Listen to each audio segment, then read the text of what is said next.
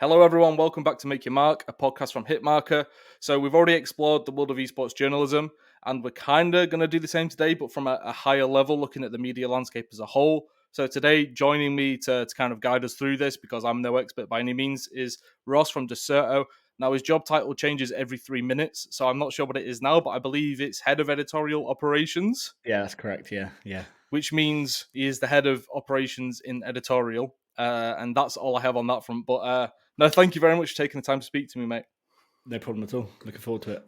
So day to day now, what are you doing? Because I know you've worn many hats over the years at Dexerto.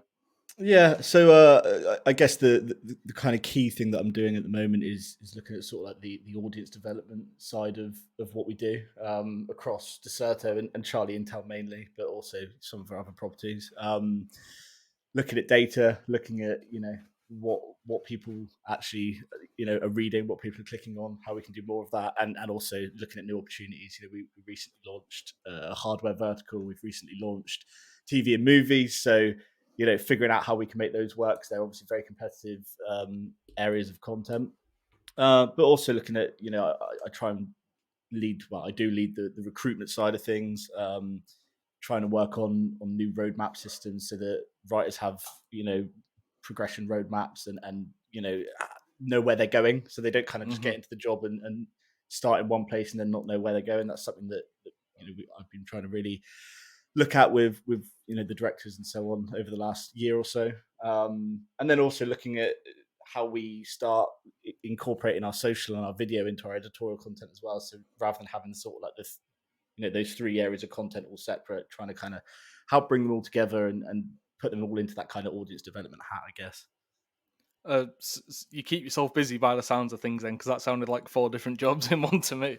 yeah, pretty much. Yeah, it's kind of always been that way. I guess I've been here for coming on for 5 years now, so I've got that experience of the way various different areas of the business work. Luckily, there's also a huge amount of really talented people who assist in all these areas, because you can't be sort of laser focused just on one thing.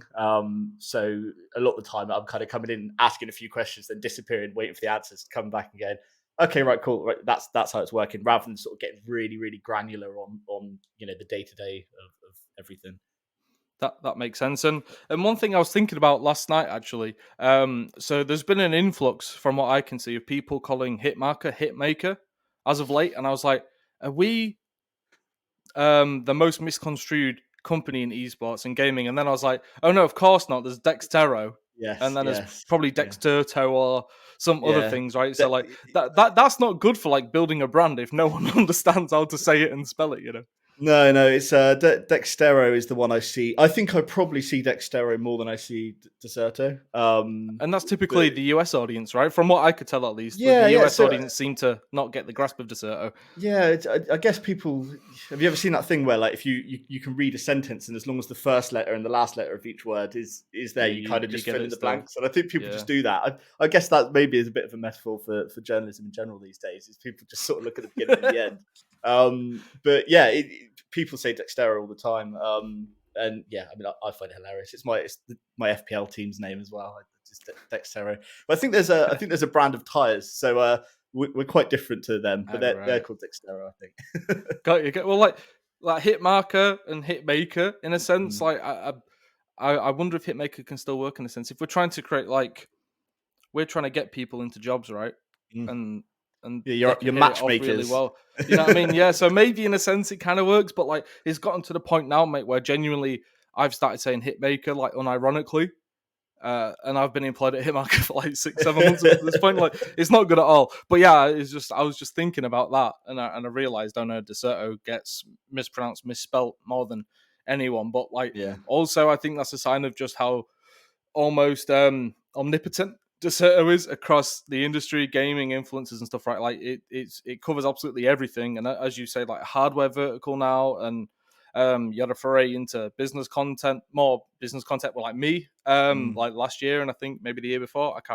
I'm so lost with dates, like COVID messed all of that up. But and you said, like, you're looking into data and making sure that content's being read, and you're doing more of what's being read, right? And I think that's not necessarily a luxury of Dexerto because you've worked your way to getting to that point, but that's probably one of the many reasons esports media is in the shaky spot it's in now, because it's a whole lot of, right, you need to get out as much content as you can, and I don't know if there's a lot of people who are dedicated to looking at how they've performed and what's performed the way, what's performed the best and what's not performing, and why can we just tweak these little things. I don't think as much afterthought on the content. It maybe just be on a monthly basis. You'll look at a category and go, okay, like Apex Legends isn't really performing for us, so we're gonna concentrate more on Fortnite or a vertical that's going better. So like that's probably one of a big reason as to why Dexerto is so successful.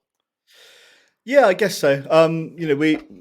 I guess part of it is we were in the right place at the right time for certain things. When one of the things I think that really helped us become successful, and is but just before I joined, we actually weren't allowed to. We were a Call of Duty, esports website. That's what we did. But we weren't actually allowed to post our content on the competitive COD Reddit. And the esports at that moment in time was really, really reliant. It still is to a degree, really reliant on Twitter and Reddit for traffic. And because we couldn't do that, I think Mike had got himself in trouble. We had to sort of find other ways of getting traffic. So we, at a very early stage, were already starting to think about, right, how do we use Google? How do we rank well for stories? What are people actually interested in reading? So we were playing this sort of Google game a lot earlier than I guess a lot of other publications were, and that's where we sort of stumbled upon this sort of influencer. We didn't stumble upon it, I guess.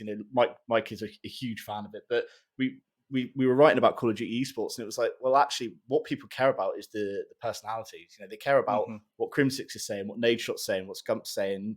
It got us in trouble a lot because at that moment in time, esports pros weren't used to having reports written about the things they were saying on Twitter or the things they were saying on stream. But that kind of let us realize that, hey, actually, more so than match reports or maybe even team news a lot of the time, what these fans are interested in is the personalities. And then that very quickly sort of stretched into, well, if they're interested in these, they're probably also interested in these streamers, Ninja and Pokemon and all these massive people who are massive names now, but were really during that sort of growth period. And then after I'd been at Dexerto for about a year and a half, we really started going, okay, we need to look at the data now. We're producing so many articles. I mean, when I joined, it was 8 a day minimum.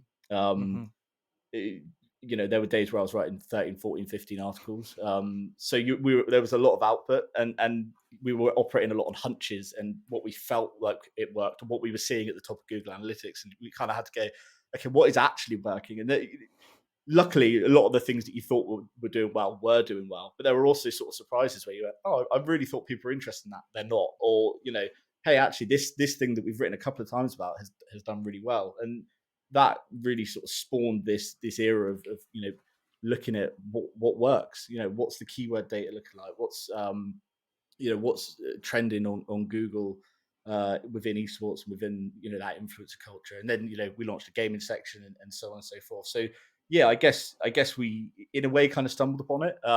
But that's the way all these other big publications do things. There's a reason that these major publishers and major news websites have teams of SEO people and insights people and data people and all these things, because operating on hunches or operating on what Twitter says they want to read or what Reddit says they want to read will only kind of get you so far.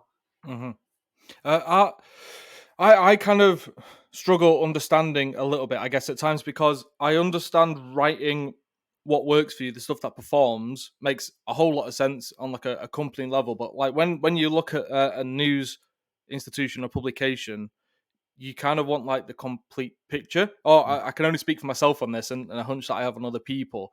But like we don't just want like what's performing best. We want like everything that's important. So if you're strictly a Call of Duty publication, we don't want you to just cover what Crim and Clay and Scump are saying, but also like the changes in the game maybe, or the storylines going into stuff, even though those things may not perform as well. Obviously it's all hypothetical. Like, do you still see the importance in covering those things that are not as appealing to the wider audience, but still like round out coverage? Yeah, I think that there was a while where, like I said, when we were sort of growing, during this era of like this real grind mindset thing, let's say output, and all it was is like publish as many articles as you can, about as many things as you can, try and get views. And as we became a little bit more scientific into what does work and what people are interested in reading, you then also start looking at different sort of branches of your strategy. And that's, here's the stuff that gets the really big traffic, pays the bills, I guess, essentially. And then, here's the stories that matter to us. Here's the things where we want to make sure that we have a voice and that our opinion matters. And here's where we want to sort of have an impact. Like you say, where we want to be able to tell the whole story. And, I'd say even now we don't necessarily always get it perfectly. There are things that, for instance, myself or Luis, who's our esports editor, might think, these are stories that really need to be told, and then maybe, we don't do them. And then there are also probably stories where we do tell them, or there are, opinions that we put out or articles that we put out where we think, oh, actually, that probably wasn't the right thing to be doing. It's never an exact science, or at least not in my experience so far. I think it's important to the fans, and I think we've definitely struggled with getting people on side, because a lot of what we do write about is things like what influencers say and what esports pros are saying, and we also we want to try and celebrate these people and put them on a pedestal and put these streams on up high. Hey, look how amazing it is that these, how amazing is this that these people are doing, and look what is possible now in this day and age. But at the same time, you also sometimes have to criticize them when they come out with horrible takes or do awful things. Blue light skin cream and stuff like that. Yeah, exactly. and so it's a bit of a tough thing, and the bigger you get as well, the more sort of people you get on social media sort of saying things, and on Reddit saying things. And I think for young writers as well, that's difficult. So you come onto the team, or like I did. I was a CS:GO writer. I'd made some YouTube videos. I did CS:GO writing. First day, Mike is like, I want you to write about Jake Paul. I had no idea who Jake Paul was. So who the hell is this? And it is a little bit of a baptism of fire sometimes. Especially the first time you get people sort of calling you out, and a lot of people who get into this industry are young, and they also aren't maybe very experienced, and they also have sort of very, very strong ideals. And I think you gradually sort of have to give some ground on some of that stuff, and also be willing, if you're going to put your name to something and publish it, you have to be willing to then take the backlash, just like we would expect these streamers when they say awful things, or esports pros when they say awful things, they have to sort of take the repercussions. We have to do that. So if we make mistakes, and if we're not doing the coverage that people expect from us, there has to be some, you have to be willing to take that criticism, I guess. Yeah, that makes sense. And I've got an SEO related question. It's something that I speak as gospel, but I don't know it to be true. So it's actually a very dangerous thing for me to be operating that way, obviously, because it is not proven by any means. But I think you're a good person to ask. So with SEO being such a big part of what Dexerto does, and as you say, like potentially keeps the lights on, pays the bills per se, like, or it plays a big part in that.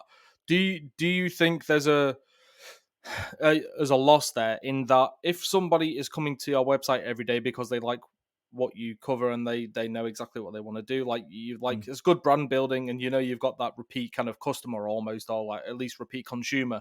Whereas if you're optimizing for, say, I don't know, Crash Bandicoot cheats or something, a random thing I pluck out the air, that you're capturing them by them Googling what they're looking for information wise. They know what they're after. They click on the first result that seems to be accurate to what they're seeking. They read it and then they bounce. They're gone. They're not necessarily a dedicated, loyal reader by any means. So, do you worry about that at all, or is that just something I've made up in my head that's not really a factor? No, I think everyone worries about it. I think every website wants readers that come back. A lot of websites try and push for registration and signups. That's definitely something we're looking into.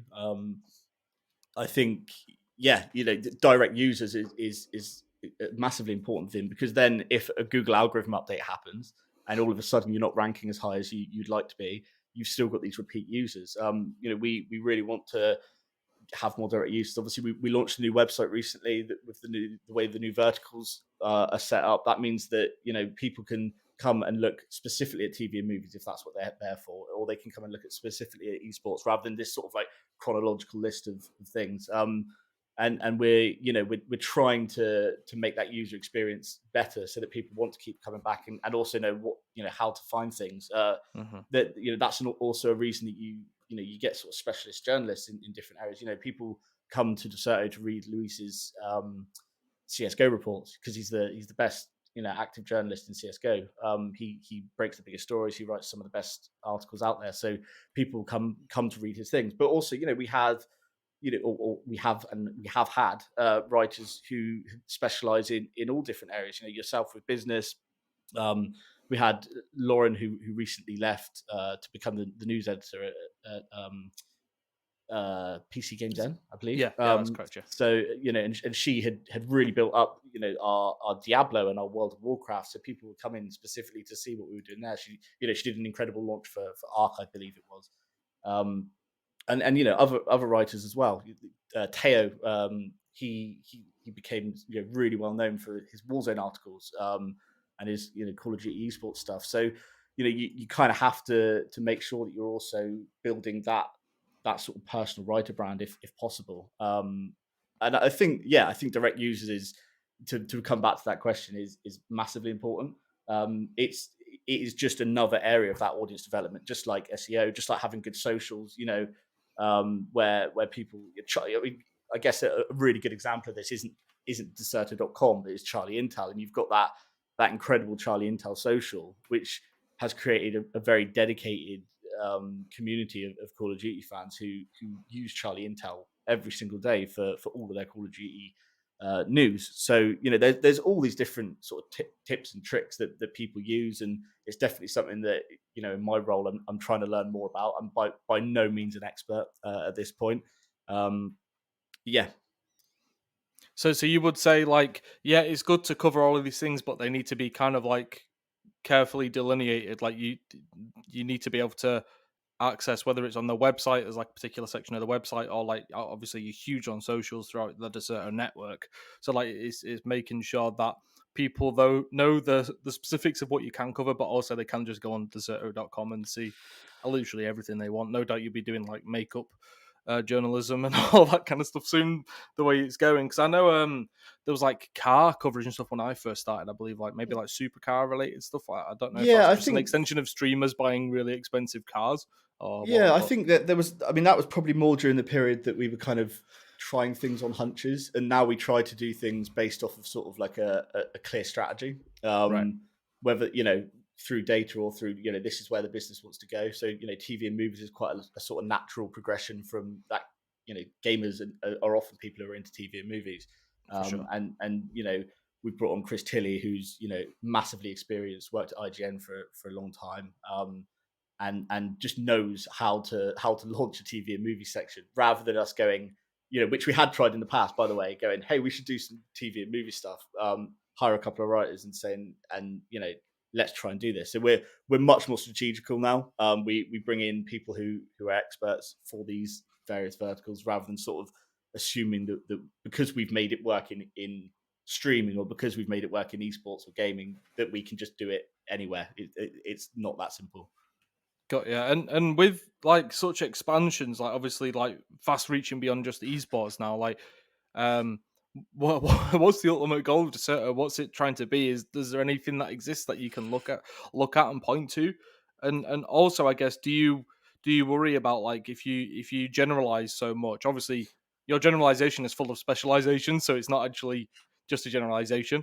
But like, do you worry that the image of Dexerto will change over time into something you don't want? Because obviously it's still seen massively as gaming esports influencers, but if you're going movies and hardware and stuff, I wonder if it could change over time. Yeah, I mean, potentially it will. I guess in terms of like what the long term vision is for the business, that's probably a question more for Josh and Chris and Mike. But yeah, I guess there's always these concerns. You don't want to lose your identity. So what we're trying to do is make sure that our tone of voice and the way we cover things across our different verticals is the same. I think that, it's kind of hard in hardware to do that exactly the same. But the way we've launched our hardware section is still very much focused on the gaming side of things, at least for the time Right. being. TV and movies is we sort of picked certain areas that fit in with our demographic. Along with what Chris already knew would work. So there's always that. I guess in terms of like the identity and what we want to be long term, it's always been about being that sort of one stop shop for I guess the internet culture Okay. and the way the internet is evolving. These things are just becoming so much a part of it now that hopefully it all fits in. Yeah, like I say, in terms of like that long term, where do we want to be in 5 years? That's definitely not a question for me, I guess. Got you. That's fair. I just thought I'd ask on the off chance. You never know what you can get. You don't ask, you don't get, type thing. But no, it makes sense. And as I say, like your generalization, like as you reach broader and broader into internet culture, you're doing it in a way where you still like have specialist people on that and specific areas and social Mm, channels where people can go to stay just up to date with those things. So it actually yeah, seems like less of I guess a pain, a growing pain than I thought it could be if you're doing it that way. And I know obviously you've got like Culture Crave, I think it's called, right, which is huge yeah, in the like movie TV space anyway, Game of Thrones, yeah. Marvel, So Star Wars, and all that kind of stuff. So like having that social presence first and then being able to expand into that with articles seems like a good way of going about it. yeah, and we've always been a publication that puts quite a lot of puts a lot into our socials, at least on the Twitter side of things in particular. We've got one of the big, potentially the biggest Apex Legends social on Twitter. We've got Charlie Intel, like you mentioned. Culture Crave is really big, and various other ones. We've got really good engagement on a Valorant social, various others. And those do kind of allow you to also get a bit of a litmus test of what people are interested in, I guess. But yeah, like I said, that's another thing that we're sort of trying to do now is make sure that the social stuff fits in with what we do editorially, and the editorial stuff we do fits in with what we do from a video perspective as well. And that's again just this sort of evolution of what we're doing, and luckily we've got people like Josh who's got a very clear vision of where he wants Dexerto to be, and he's able to kind of steer us in those directions. And we can do our best. Sometimes we don't always get there quite as quick as we initially planned, but I think, like I say, the way we've launched this TV and movie section now, and the way we've gone about launching hardware is much more sort of strategic and much more well thought out than potentially it would have been 3 years ago. That's awesome stuff. And now we've spoken about Dexerto quite a bit. Let's stop looking inwards and now we'll look outwards a little bit at the overall like esports media space, I guess, because every year there are at least one or two websites that go typically come in as well. But like Mm. we're at a point now where there's probably 4 or 5 recognizable publications that have some sort of legacy in the industry. Yeah. Uh, is there a particular thing that you put it down to? Is it just a case of like esports coverage alone right now is it's not receiving the eyeballs needed to, I guess, sustain a website, or is it monetization? Like I guess I like think what do you think the main cause is? I think, look, again, in terms of like the financial side of things, I'll hold my hands up and say I'm definitely by no means an expert, but I do think there's a few things that have affected certain places. Uh, at the end of the day, unless you've got a huge amount of investment or VC money or whatever coming in, and it's a sustainable amount of money coming in, a website or a publication has to in some way make money to at least break even or come close to it.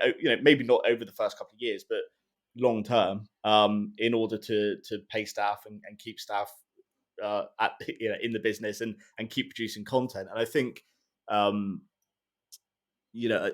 there's been a lot of places that have come along that have had a huge amount of investment early on, and then very quickly those investors have sort of gone, oh well, we're not seeing a return on this very quickly, and that's another thing that we when I started writing at Dexerto in 2017 full time, like I say, I was writing 8+ articles every single day, and we were really in that grind mindset. And at the time as well, I think people who were getting into the industry, it was still that sort of, oh wow, I get to do this for a job. Mm-hmm. I came literally from a factory, so getting to sit at home all day and write about, write articles, even if it was a lot of them every single day, was like, oh wow, this is really cool. And I think very quickly the esports sort of hit this boom period, and all of a sudden players are making insane amounts of money, and there's all this propaganda going around about how incredibly massive esports is, and actually a lot of the time those numbers were propped up by streamers, not actual professional players, but propped up by the entertainment side of the industry. And then a lot of writers were making huge amounts of money. It's very hard to then take a pay cut, or to do things on the cheap. But yeah, I think more so than anything is the time it takes to build a website. It's not quick. Most websites that are really big in gaming, I guess, is a better example than esports, because we're still relatively new as an industry, but they've been around for a long time. IGN's been here for a long time. There's a reason that they rank really well and are able to make money, whether that's commercially or whether that's through clicks and ads and that sort of stuff. And I guess if I had to guess, there are certain publications that that return on investment wasn't coming quick enough, and people had to pull the plug. And I think it's a massive shame. I think that the one that hit the hardest for me recently is Inven, because they were doing really good work. I think their League of Legends coverage in particular was unrivaled, and there were some really really talented people there.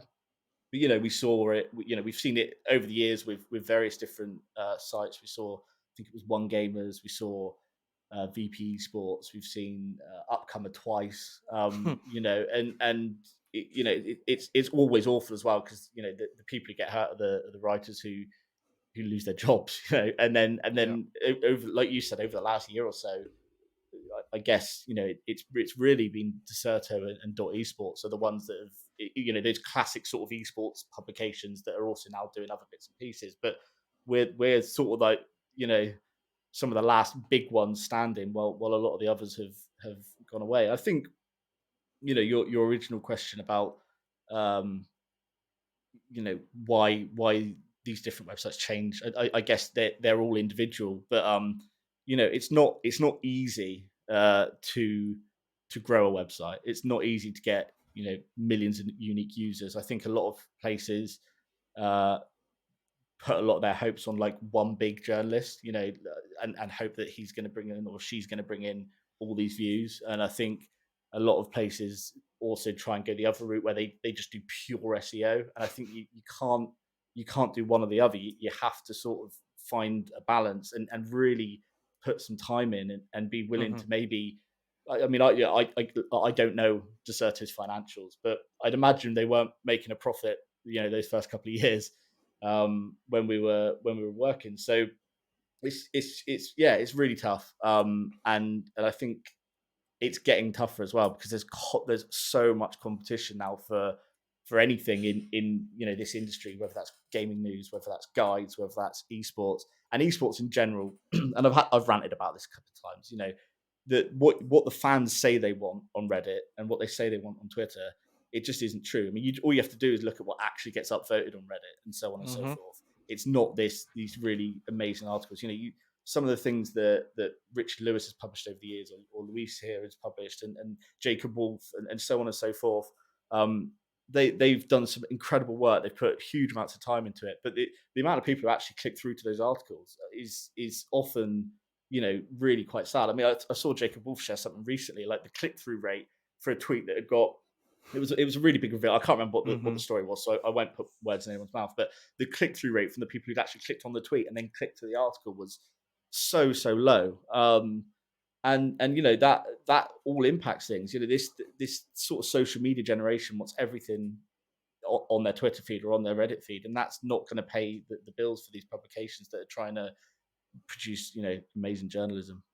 No, that's very true. And like while I won't reveal the number, like the original Upcomer and GG Recon both had like the same like initial committed like budget, but they spread them out over different amounts of time. Upcomer has died and been reborn and basically died again since, and GG Recon is still standing, which shows like there's a more long-term commitment on the behalf of GG Recon, even if obviously they haven't potentially grown to the size of what Upcomer did. It had like an explosive start and then died very quickly, whereas GG Recon's still going. Though I will say as well, there's a lot of like guides, and they have like dedicated guides, writers and editors and stuff over at GG Recon now, which shows again like they've not necessarily pivoted, I wouldn't say, but adapted more to the fact that esports purely is not sustainable. And I actually commend them doing it like throughout their journey instead of at the end, because what we see, even with like Inven Global, I think it was I don't know if I can say this, but like May, when they realized like things were not going too well for them, and they started trying to pivot then and do more of the casual related stuff. And it seems like these websites and the management recognize that that shit works, but are not willing to do it until it's like the end of the line to try and save things. That's a Yeah. acknowledgement, like that's the way they can potentially like keep this thing going, you know? Yeah, potentially. I mean, I know, for instance, when we were first doing streamer stuff, there was, and influencer stuff in particular, the amount of writers and editors and journalists from other websites that, just openly on Twitter was sort of slamming us for doing it was pretty high. And obviously, just random Reddit users and Twitter users as well. Excuse me. I probably did it back in the day, to Yeah, be fair. look, I mean, Probably. trust me, when I started here, my plan was not to cover Jake Paul. I wanted to write about CS:GO, and I wanted to talk about why Kenny S was really good with an AWP. It wasn't in my plan. So, and I understand it.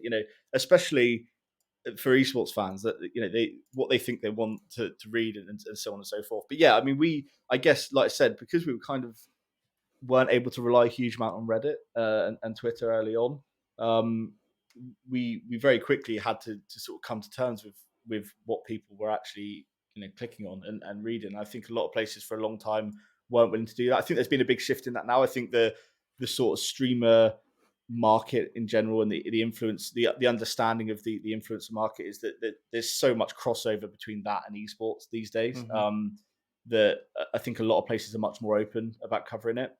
And I think it's just I think there was a bit of a stigma about if you watched or enjoyed streamers, 2 or 3 years ago, whereas now it's just like everyone does it. I mean, I don't really watch many streamers, but No. I mean, I've got friends who don't even know what Dexerto is, but they're talking about, have you seen this story about so and so stream? And I'm like, oh my god, it's so mainstream now. So I think that's made a lot of places pivot to it. I think the guide stuff that you mentioned as well. There's a huge stigma, and this is another thing I had a massive rant about the other day. Is there's this huge stigma about SEO articles and guides, like it's easy, and that it's worthless. But one, publications wouldn't be doing them if they were worthless, and two, the writers who produce these articles are really, really talented, and we've been lucky enough to have some incredible writers, come through Dexerto and maybe move on to other places, but also quite a few who've stayed and progressed with the company. Who like I said before, they specialize, they find areas that they're really good at. They help us launch new categories, new games, they hey, have we thought about trying this streamer? Have we thought about trying this influencer? And all these people are the reason why we're still here. I mean, we've got, I think it's 35 full-time writers at Dexerto now, and all of them bring ideas. This is by no means like myself or Tom or editor in chief or someone else dictating what happens and going, hey, this is what works and this is what we should do. It really is a committee, I guess is the way to say it. And most of them are significantly more intelligent about the current landscape than me. I mean, you've been in our Slack messages. Everyone thinks I'm a right boomer. So it's understanding what works. And I think, probably what you mentioned before, a lot of publications maybe realize too late. I don't know about Inven's situation, so I really can't comment on that. I know that they had started doing more streamer stuff and things, but I mean, like I say, they were one of the few esports publications that had seemed, at least from the outside looking in, that they were able to do like League of Legends esports and pretty much that, pretty much esports, I guess, and be sustainable because it'd been around for a while. So I think that when the news came that they were sort of shutting up shop, that was a massive surprise. And we've also seen a lot of places do this whole the shift to video. I think that was Upcomer's initial ESPN thing, wasn't it? Esports even did it, Yeah, like trying to yeah. put like Jacob and Emily and stuff on in front of a camera. And I think that's another area that, I mean, video is going to be massive, right? I mean, this generation, people don't want to read as much, so social media and video is huge, and it's something that we do a lot of at Dexerto now.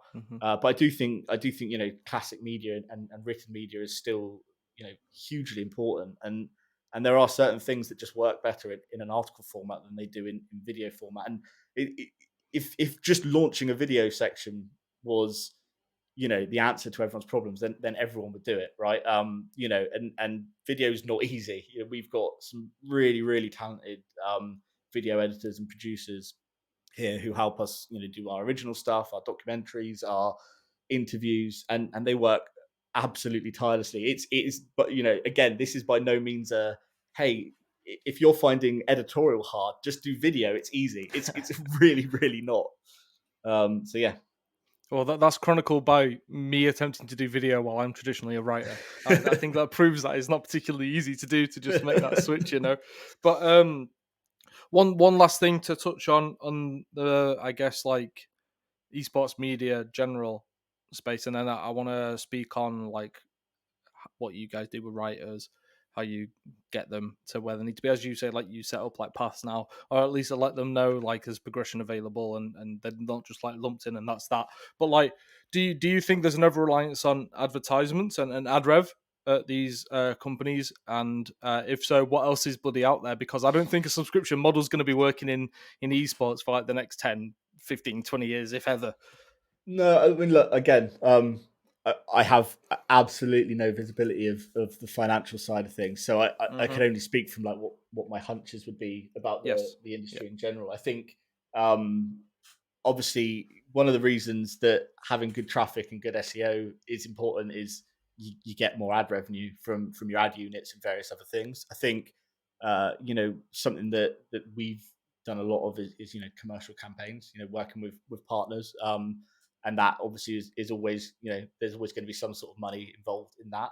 But yeah, I think really for most publications, it's that, campaigns and more importantly, ad revenue. So, again, in this day and age where everyone's got ad blocker and so on and so forth, that's getting more difficult. But yeah, I think I believe that there is potentially a world where one day a subscription model could work in esports, and at that point you can do sort of like the Athletic do and go, right, we're just going to do hardcore esports and the stories that matter to us because our subscribers, that's exactly what they want to see. That's what they're paying for each month. I don't think that's probably a viable option right now.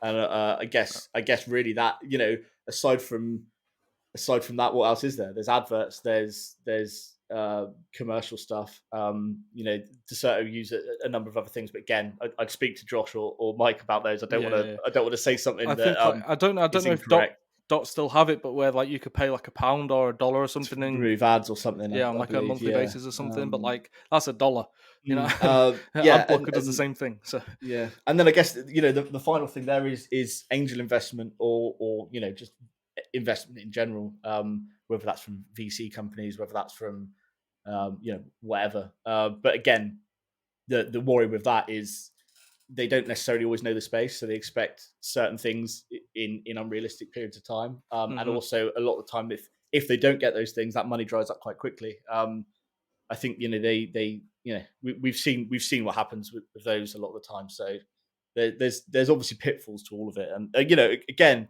as an internet user, I don't like being bombarded by adverts. No one likes to be bombarded by adverts, but you have to understand whenever you're on a website, that's the way that writers are able to produce the work that you're trying to read. That's the way that these businesses are able to continue.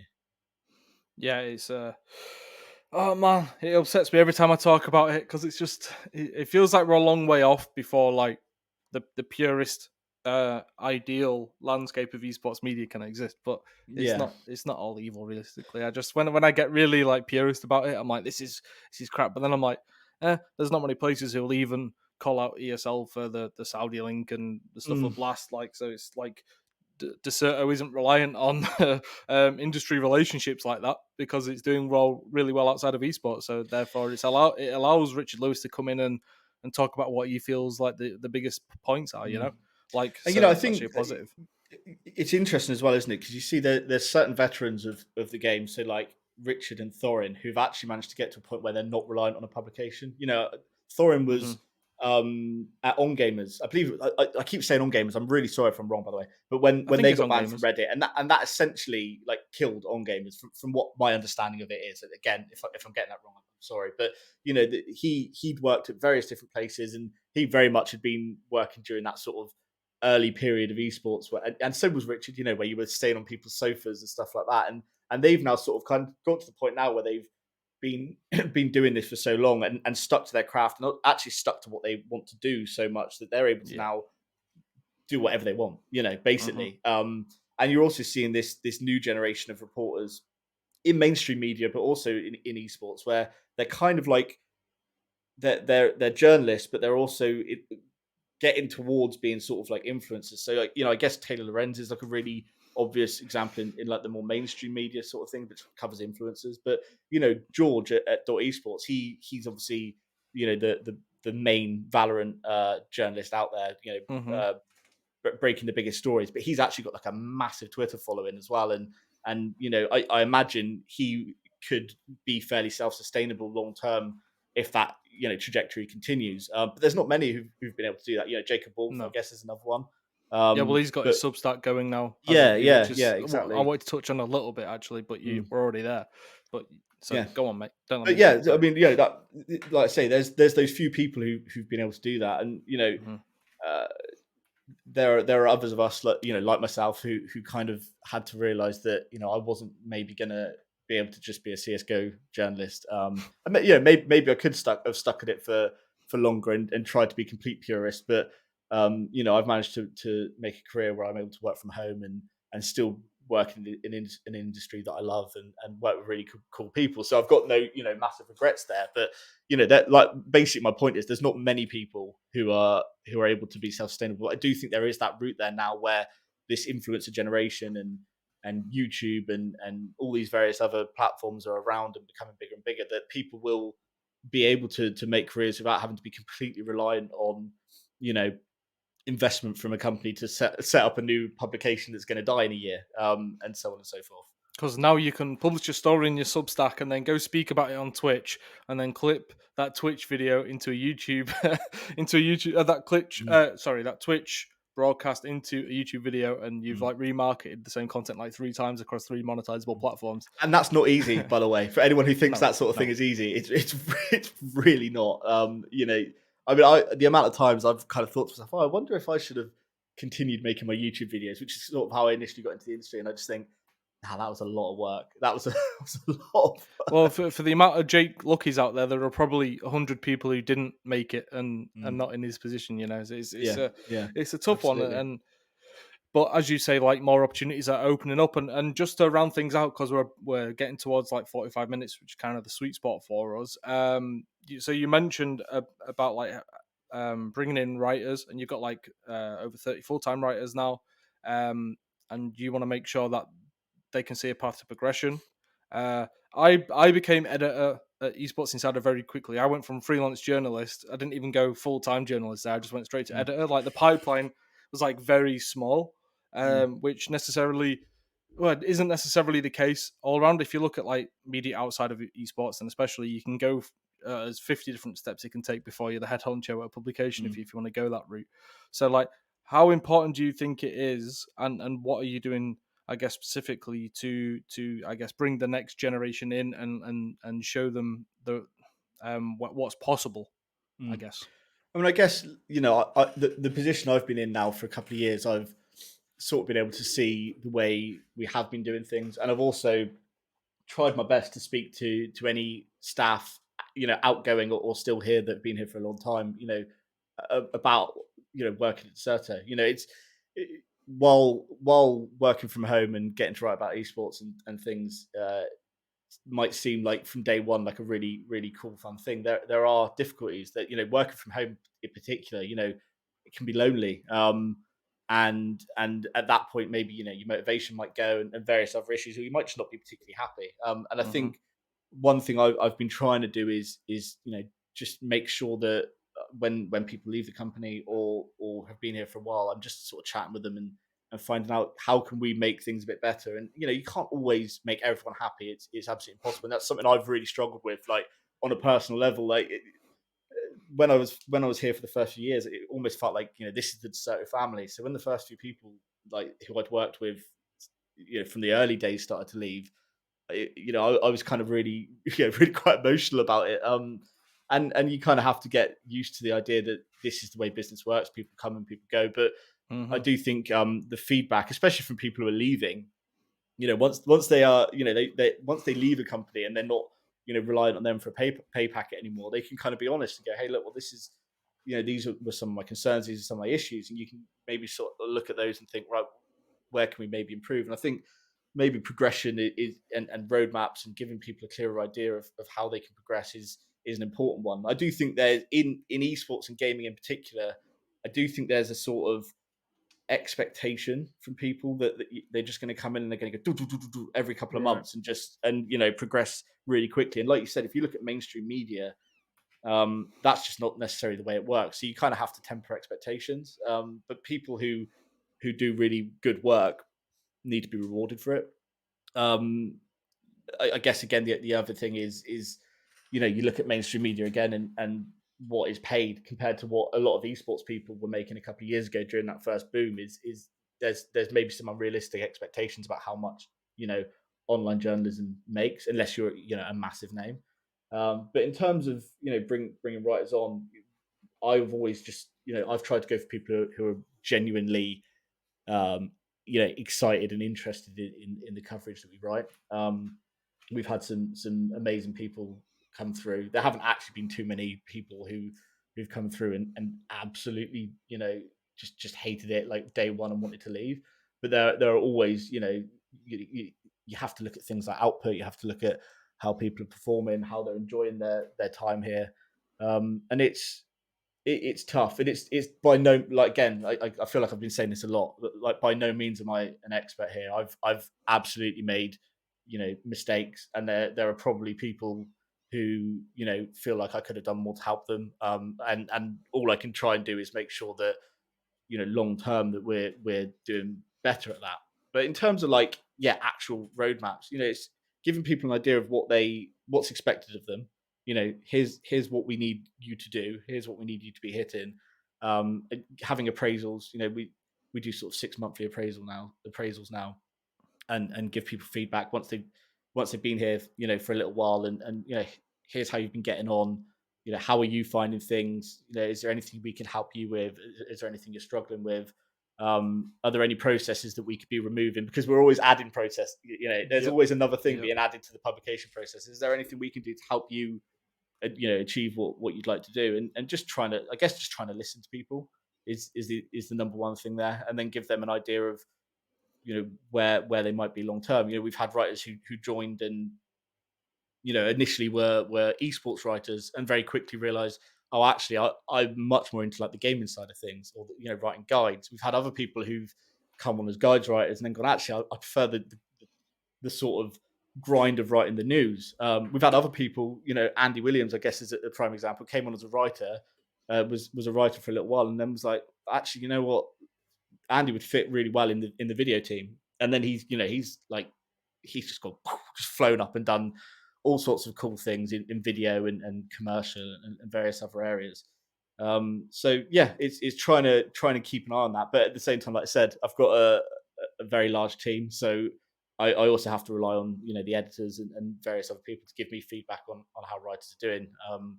We've got some really good country editors, Callum in the UK, David in the US, Andrew Amos in Australia, who Mm-hmm.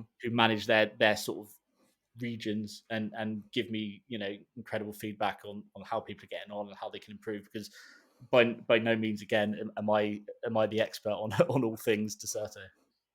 No. Well, I mean, I can attest to like you being very much like for the stuff. Like you're the person I like turn to a lot when like I don't think like who I am and what Dexerto is matches too well, and we tried for a long time to make it mesh, but he just didn't quite mesh. And you were definitely a person who made my life easier in there, even helping me get out of my own way a little bit sometimes because I'm prone to doing that. I would blame everything else but myself, and especially with hindsight, it definitely wasn't just a case of like Dexerto is hell by any means. It's just I think it was just a incompatibility in style and approach, and maybe goals at that point. But you were very much there for people, and I think Dexerto was very lucky to be in a position to be able to provide that, but also is very lucky to have yourself who cares about that. Because, as I say, other publications that are smaller and less staff, less funded at this point, I'd say, don't have people dedicated to that. Like they won't have even anyone in HR, for example. Is never mind just people who are there to support and help where they can. So it is appreciated, mate, on a personal level. But I also know it'll be appreciated by those at Dexerto.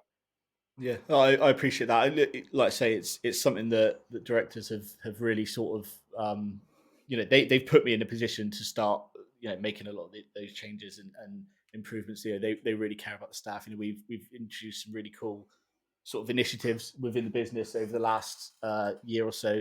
Increased annual leave and various other bits and pieces that just try and make people feel that they're not a number, which has always been, as someone, as I said, who worked in a factory, I know exactly how it feels to feel like a number. And you can never make everyone 100% happy, and there will be a lot of people who maybe leave the business or leave any business feeling bitter and go to another place and go, oh, actually, the grass isn't necessarily always greener. A lot of the time it's the same. Yeah. But for me, it's definitely something I want people to be happy. I think people who are happy do better work, and that's what we're here to do at the end of the day. I'd much rather people felt like they could approach me or approach Adam, our head of HR, or Lauren, or all the various different people we have here who like I said again, the country editors, the vertical editors. I think talking about problems is always important. I always say this to people, like, don't suffer in silence. If I don't know that you're struggling, or I don't know that something's going on, I can't help. And again, I can't always help anyway. There's certain things that I'm very, I'm not particularly equipped to assist people in, but I'm always willing to listen, or at least I hope I am. Well, it certainly comes across that way, man. And also, I worked in a factory. It was only for a day and a half, though. It was a crisp factory, and it didn't work out well. Legit, a day and a half, and I've never felt more like a number than I did at that point. But also, I walked in and they didn't tell me what to do, and I just had to like pack crisps into a box. Didn't tell me how many. It was a mad time. You've unlocked like a core memory there that I'd forgotten because it was such a short space of time. It just didn't feel like it happened, And it's certainly not on my CV. Worked at like Golden Wonder for a day and a half. Like it's not a thing, man. But in lieu of time, I will give you an opportunity now to plug whatever you wish to plug, and thank you again for taking the time to speak to those who are willing to listen and watch. I have absolutely nothing to plug. Nothing. On a You've got your own level. podcast, man. That's fallen by the wayside. Oh, was it? Oh. We haven't been recording very much recently. No, I mean, It's been warm. But like I said, I know sometimes the perception to Dexerto isn't always what I would love it to be, but we've got some really incredibly talented people here. We've also had incredibly talented people who've gone on to do really cool things in other businesses as well. So continue to support them, because as we've mentioned here, this the esports and the gaming media side of things isn't easy.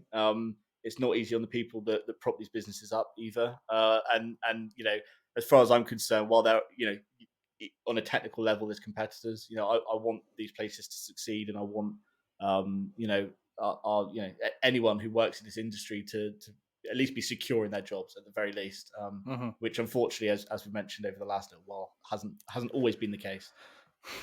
Nah, man, it's tough. But anyway, thank you very much for that, mate. I appreciate your time. For those watching at home, if you're watching on YouTube, that is because we are now on major audio platforms such as Spotify and that on Apple and on Google as well. So if you are listening there, we appreciate you. We'll see you next week for another episode